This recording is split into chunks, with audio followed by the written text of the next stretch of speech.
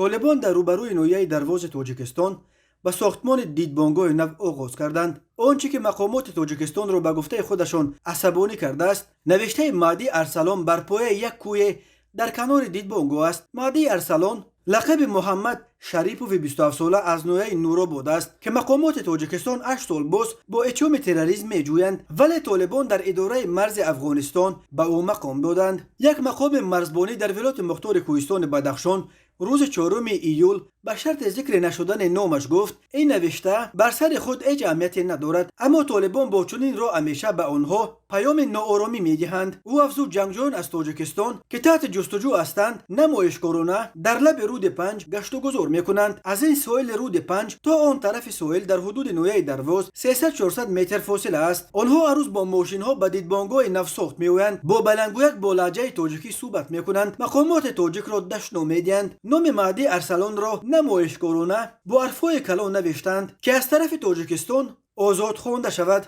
با این میخواهند ما را عصبانی کنند و اغوا انگیزند، گفت او. مقامات تاجیکستان میگویند به مثل مهدی ارسلان بیش از 200 شهروند تاجیکستان در صف طالبان هستند. آنها را طالبان تاجیک نام میبرند. به گفته همصحبت ما در اداره مرزبانی ولایت مختار کوهستان بدخشان، مهدی ارسلان در اداره سرحدبانی زیر نظارت طالبان در نویه دروازه افغانستان مقام داشت، ولی حالا به نویه خواهان این کشور رفته است. خواهان در روبروی نویه شمس‌الدین شاهین نقطه نظارتش دشوار در سرحد بین افغانستان و تاجیکستان جایگیر است. طالبان حضور جنگجویان تاجیک و مقام گرفتن آنها را در حکومتشان تصدیق یا رد نمی کنند، اما به تاکید می گویند که هیچ خطری از خاک افغانستان به تاجیکستان تهدید نخواهد کرد. ذبیح الله مجاهد سخنگوی حکومت طالبان روز 4 ایول به رادیو آزادی گفت حکومت تاجیکستان نباید از نوشته در کوهپایه یا حرکت گروه‌های ناشناس نگرانی کند و بهتر است در این باره رسمی مراجعت کند. تاجیکستان حکومت طالبان را در افغانستان اعتراف نمی کند و تا کنون به مانند کشورهای دیگر آسیای مرکزی با آنها همکاری نکرده است.